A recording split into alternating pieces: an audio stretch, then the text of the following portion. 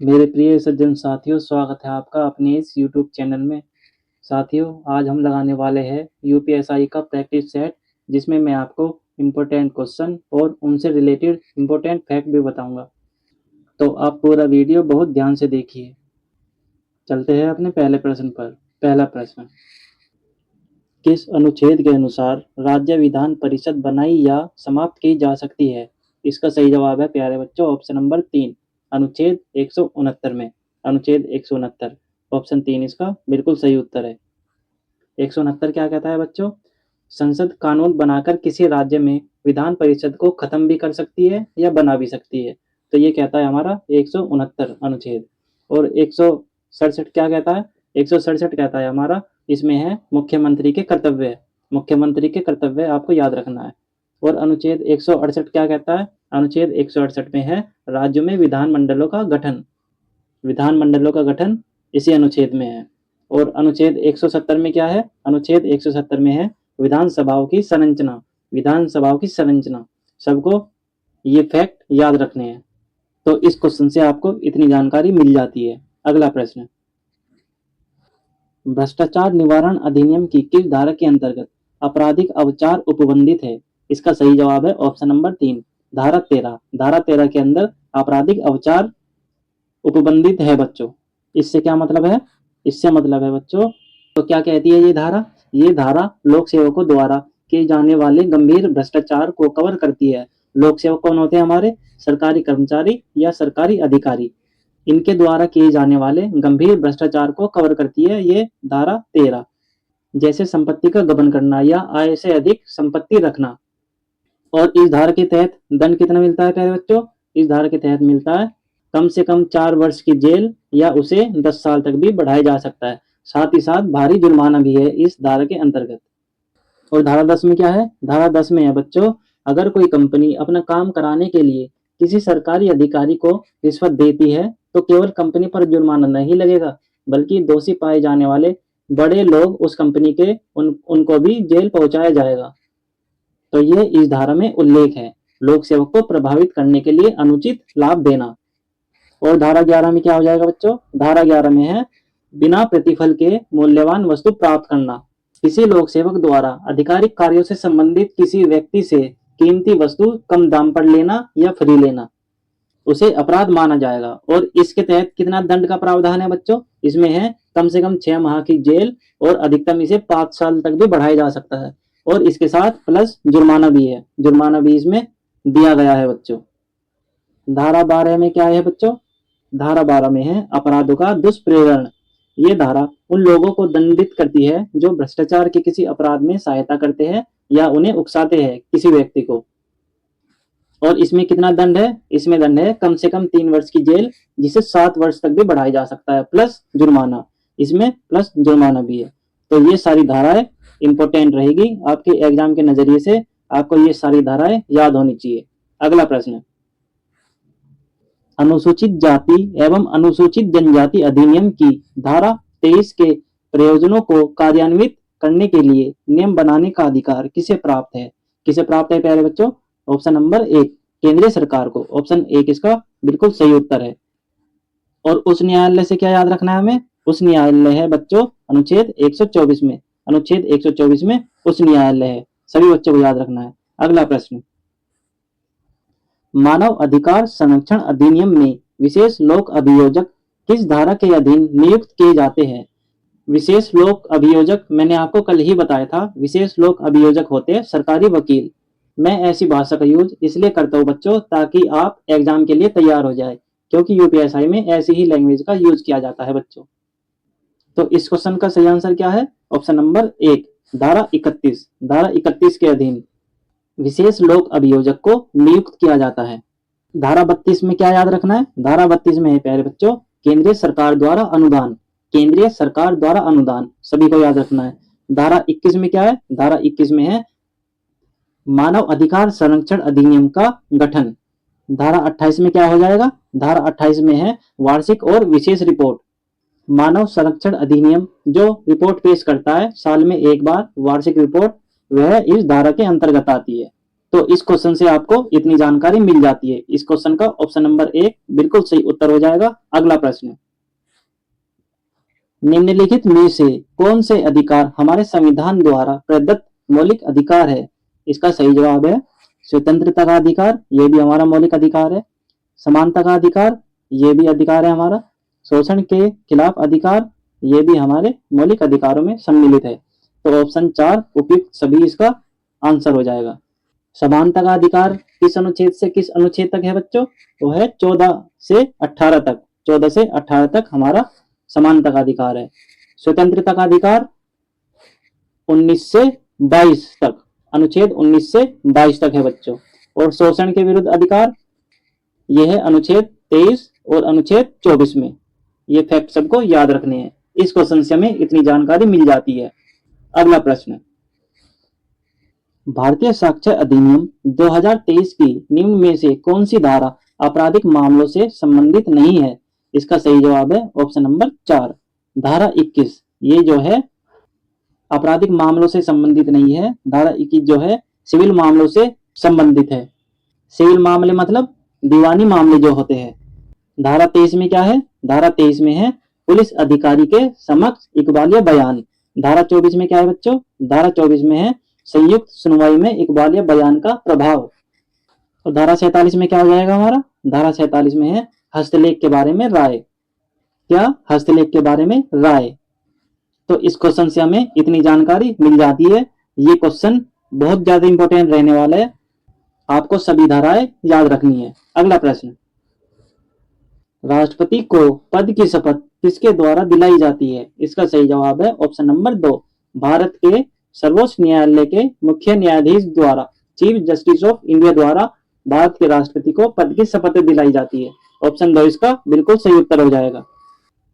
लोकसभा अध्यक्ष कौन से अनुच्छेद में हो जाएगा पहले बच्चों? लोकसभा अध्यक्ष से याद रखना है, ये होते हैं 93 अनुच्छेद में। प्रधानमंत्री कौन से अनुच्छेद में है? प्रधानमंत्री है 75 आर्टिकल में, 75वें अनुच्छेद में। लोकसभा के उपाध्यक्ष से क्या याद रखना है? ये होते हैं 93 में ही। लोकसभा के अध्यक्ष और उपाध्यक्ष दोनों 93 में ही है। तो इतना आपको इस क्वेश्चन के बारे में याद रखना है। इस क्वेश्चन से हमें इतनी जानकारी मिल जाती है। अगला प्रश्न, शिक्षार्थी लाइसेंस किस धारा में परिभाषित है? इसका सही जवाब है ऑप्शन नंबर 3 धारा 2 की 19। इसमें शिक्षार्थी लाइसेंस को परिभाषित किया गया है। धारा 2 के 17 में क्या हो जाएगा? धारा 2 के 17 में है अनुकूलित वाहन से संबंधित परिभाषा। धारा 2 के 18 में क्या हो जाएगा बच्चों? धारा 2 के 18 में है अशक्त गाड़ी को परिभाषित किया गया है इस धारा में। अशक्त गाड़ी मतलब इनवैलिड। धारा 2 के 20 में क्या है? धारा 2 के 20 में है लाइसेंस प्राधिकारी की परिभाषा दी हुई है। धारा 2 के 20 में क्या है? लाइसेंस प्राधिकारी की परिभाषा। ये सभी मोटर वाहन अधिनियम की धाराएं है। सभी बच्चों को ये याद होनी चाहिए। ये इंपॉर्टेंट रहेगी, बहुत बहुत इंपॉर्टेंट रहेगी। ये वेरी वेरी इंपॉर्टेंट है। ये इस पे निशान लगा लो। इस क्वेश्चन से हमें इतनी जानकारी मिल जाती है। अगला प्रश्न, मोटरयान अधिनियम के अंतर्गत निर्धारित गति सीमा का उल्लंघन करके मोटरयान चलाना दंडनीय अपराध है। यह किस धारा में है? इसका सही जवाब है ऑप्शन नंबर 3 धारा 183 में। इस धारा में अत्यधिक गति से वाहन चलाने के लिए दंड दिया हुआ है बच्चों। धारा 181 में क्या आ जाएगा बच्चों? धारा 181 में है बिना लाइसेंस के वाहन चलाने के लिए दंड। अगर कोई व्यक्ति बिना लाइसेंस के वाहन चलाता है तो उसको 5,000 रुपए का जुर्माना लगाया जा सकता है। धारा 182 में क्या है? धारा 182 में है लाइसेंस से संबंधित अपराध है इसमें। चलो इसे अच्छे से समझते हैं। ये उन व्यक्तियों के लिए दंड निर्धारित करती है बच्चों जिन्हें अधिनियम के तहत ड्राइविंग लाइसेंस प्राप्त करने या रखने से अयोग्य ठहराया गया है, फिर भी वे वाहन चलाते हैं। इस अपराध में 10,000 तक का जुर्माना या 3 माह तक की जेल भी हो सकती है। धारा 184 में क्या हो जाएगा? खतरनाक तरीके से वाहन चलाना या लापरवाही से वाहन चलाना। ये इस धारा में उल्लेख है, इसके लिए दंड दिया हुआ है। तो इस क्वेश्चन से हमें इतनी जानकारी मिल जाती है। अगला प्रश्न, राष्ट्रीय सुरक्षा अधिनियम 1980 में कुल कितनी धाराएं हैं? कितनी धाराएं बच्चों? इसमें है 18 धाराएं। राष्ट्रीय सुरक्षा अधिनियम में कुल 18 धाराएं हैं। ऑप्शन नंबर 4 इसका बिल्कुल सही उत्तर हो जाएगा। अगला प्रश्न, पर्यावरणीय प्रदूषण के विरुद्ध उपचार कहाँ उपलब्ध है? इसका सही जवाब है सिविल उपचार, ये भी है, दंडित उपचार, ये भी सम्मिलित है, संवैधानिक उपचार, ये भी सम्मिलित है बच्चों। तो इसका सही आंसर हो जाएगा ऑप्शन नंबर 4, उपरोक्त सभी। ऑप्शन 4 इसका बिल्कुल सही उत्तर है। अगला प्रश्न, राज्यसभा का पदेन सभापति कौन होता है? इसका सही जवाब है ऑप्शन नंबर 1, उपराष्ट्रपति जो है प्यारे बच्चों, राज्यसभा का पदेन सभापति होता है। ऑप्शन 1 इसका बिल्कुल सही उत्तर है। और उपराष्ट्रपति कौन से अनुच्छेद में है? अनुच्छेद 63 में। अनुच्छेद 63 में उपराष्ट्रपति है बच्चों। भारत के राष्ट्रपति कौन से अनुच्छेद में आ जाएंगे? अनुच्छेद 52 में, 52 में, अनुच्छेद 52 में राष्ट्रपति का पद उल्लिखित है। प्रधानमंत्री जो है, ये अभी बताया था प्यारे बच्चों मैंने, ये है अनुच्छेद 75 में। तो इस क्वेश्चन से हमें इतनी जानकारी मिल जाती है। अगला प्रश्न, भारतीय नागरिक सुरक्षा संहिता 2023 का कौन सा प्रावधान परिवाद को वापस लेने से संबंधित है? इसका सही जवाब हो जाएगा ऑप्शन नंबर 3, धारा 280 में। ऑप्शन 3 इसका बिल्कुल सही उत्तर है। परिवाद को वापस लेने का प्रावधान धारा 280 में है बच्चों। धारा 246 में क्या हो जाएगा? धारा 246 में है किन व्यक्तियों पर संयुक्त रूप से आरोप लगाया जा सकता है जो अपराध में सम्मिलित थे। धारा 282 में क्या हो जाएगा? धारा 282 में है समन मामलों में प्रक्रिया। 277 में क्या है? ये आपको कमेंट बॉक्स में बताना है, ये इंपॉर्टेंट धारा है, आपको कमेंट बॉक्स में बताना है। ये इस क्वेश्चन से हमें इतनी जानकारी मिल जाती है। अगला प्रश्न, वह मामला कौन सा था जिसमें सर्वोच्च न्यायालय ने निर्णय दिया कि संविधान का एक बुनियादी ढांचा है और कोई भी बुनियादी ढांचे का उल्लंघन नहीं कर सकता? इसका सही जवाब है ऑप्शन नंबर 2, केशवानंद भारतीय मामला।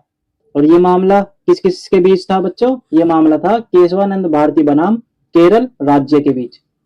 इस मामले द्वारा संशोधन हुआ था कि संविधान में संशोधन तो हो सकता है लेकिन मूल संरचना या आधारभूत ढांचे को नष्ट या परिवर्तित नहीं किया जा सकता। अब आते हैं उन्नी कृष्णन मामले पे। ये किस किस के बीच था? उन्नी कृष्णन बनाम आंध्र प्रदेश स्टेट। और ये किससे संबंधित था? ये था शिक्षा के अधिकार से संबंधित। और शिक्षा का अधिकार कौन से आर्टिकल में है? आर्टिकल 21। आर्टिकल 21 में है मुफ्त शिक्षा, जो बच्चों को 6 से 14 वर्ष के बच्चों को मुफ्त शिक्षा देने के लिए प्रावधान का उल्लेख है। गोलकांत, ये गलत है बच्चों, ये है गोलकनाथ। गोलकनाथ आप लिख लेना। गोलकनाथ बनाम पंजाब राज्य के बीच था ये। गोलकनाथ बनाम पंजाब राज्य, जो 1967 में हुआ था, 1967 में। और ये किससे संबंधित है? संसद की शक्ति पर रोक। किससे संबंधित? संसद की शक्ति पर रोक लगाई गई थी इस मामले के तहत। एक गोपालन मामला किस किस के बीच हुआ था? एक गोपालन मामला हुआ था गोपालन बनाम मद्रास राज्य, जो 1950 में हुआ था, 1950 में। और ये किससे संबंधित है? यह है मौलिक अधिकारों और व्यक्तिगत स्वतंत्रता की व्याख्या से जुड़ा है। ये किससे? मौलिक अधिकारों और व्यक्तिगत स्वतंत्रता की व्याख्या से जुड़ा है ये मामला।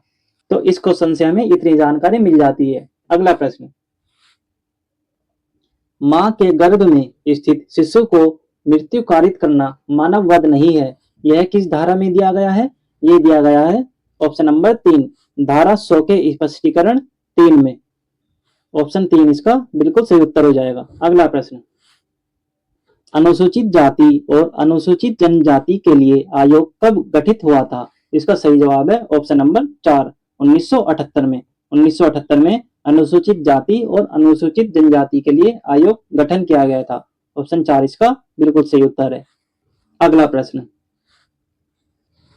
पुलिस अधिकारी को संज्ञेय अपराध के कारित होने की आशंका के बारे में सूचना मिलने पर वह बिना मजिस्ट्रेट के आदेश के अपराधी को स्वयं गिरफ्तार कर सकता है। यह प्रावधान दंड प्रक्रिया संहिता की किस धारा में है? इसका सही जवाब है ऑप्शन नंबर 1, धारा 151। ऑप्शन 1 इसका बिल्कुल सही उत्तर है। अगला प्रश्न, एक व्यक्ति 16 वर्ष की आयु से नीचे के बालक पर प्रवेशन लैंगिक हमला करता है, उसे कितना दंडित किया जा सकता है? इसका सही जवाब है ऑप्शन नंबर 2, न्यूनतम 20 वर्ष के कारावास से।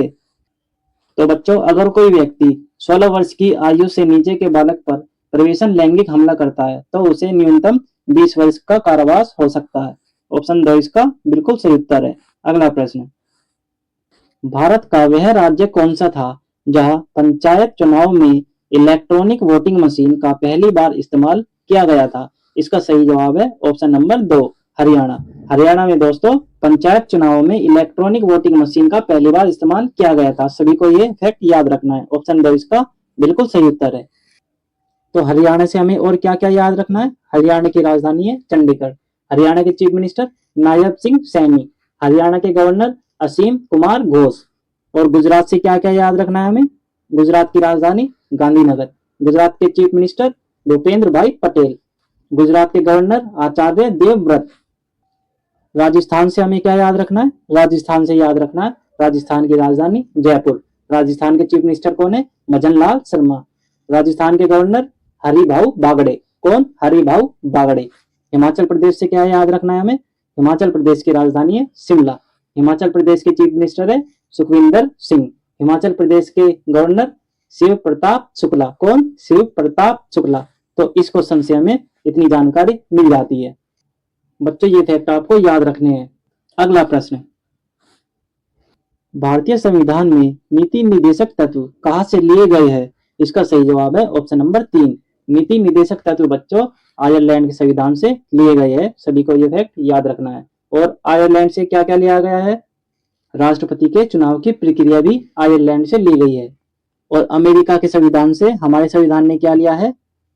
मौलिक अधिकार, न्यायपालिका की स्वतंत्रता, न्यायिक समीक्षा, राष्ट्रपति पर महाभियोग की प्रक्रिया, सर्वोच्च न्यायालय और उच्च न्यायालय के न्यायाधीशों को पद से हटाने की प्रक्रिया, उपराष्ट्रपति का पद, प्रस्तावना का विचार, ये सभी हमने अमेरिका के संविधान से लिया हुआ है। ये सभी नोट कर लीजिएगा, बहुत इंपॉर्टेंट प्रश्न है आपके एग्जाम के लिए। ये जानकारी बहुत ही ज्यादा इंपॉर्टेंट रहने वाली है। मैं आशा करता हूं आप लिख रहे होंगे कॉपी पेन लेके। ब्रिटिश संविधान से क्या लिया हुआ है हमने? ब्रिटिश संविधान से लिया है, लिखो, संसदीय शासन प्रणाली, विधि का शासन, विधायी प्रक्रिया, एकल नागरिकता। एकल नागरिकता मैंने आपको कल पढ़ाई थी। मंत्रिमंडल प्रणाली, विशेष अधिकार रिट, द्विसदनीयता, ये सभी हमने ब्रिटिश संविधान से लिया है। ऑस्ट्रेलिया के संविधान से क्या लिया है हमने? ऑस्ट्रेलिया के संविधान से लिया है बच्चों समवर्ती सूची, सदनों की संयुक्त बैठक, प्रस्तावना की भाषा, ये सभी हमने ऑस्ट्रेलिया के संविधान से लिया है। ये सारे फैक्ट आपको नोट करके चलने हैं, इन्हें रट के जाना। पॉलिटी और मूल विधि आपके एग्जाम में भर भर के पूछी जाने वाली है, आप सभी को पता है। तो आशा करता हूँ आप सभी भी उसी तरीके से मेहनत कर रहे होंगे। और ये प्रैक्टिस सेट की सीरीज यूपीएससी के एग्जाम तक ऐसे ही चलती रहेगी। और जिन्होंने ये प्रैक्टिस सेट की सीरीज देखी उनके जीके में आप खुद आकर कहोगे कि जीके जीएस मूल विधि बहुत ही आसान थी। मैं आपकी जीके जीएस और मूल विधि इतनी स्ट्रॉन्ग कर दूंगा बच्चों, बस आप मेरे साथ चलते रहे। और अगर मेरी मेहनत आपको अच्छी लग रही है प्लीज एक लाइक वीडियो पर करना मत भूलिएगा। और जो भी बच्चे यूपीएससी की तैयारी कर रहे हैं उन्हें भी मेरी वीडियो शेयर करिए ताकि उनकी भी हेल्प हो सके। तो बच्चों आज की वीडियो में इतना ही, मिलते हैं आपसे एक ऐसे ही अच्छे प्रैक्टिस सेट के साथ। उम्मीद करता हूँ आपको वीडियो अच्छी लगी होगी। अब मैं आपसे विदा लेना चाहूंगा। जय हिंद, जय भारत, धन्यवाद।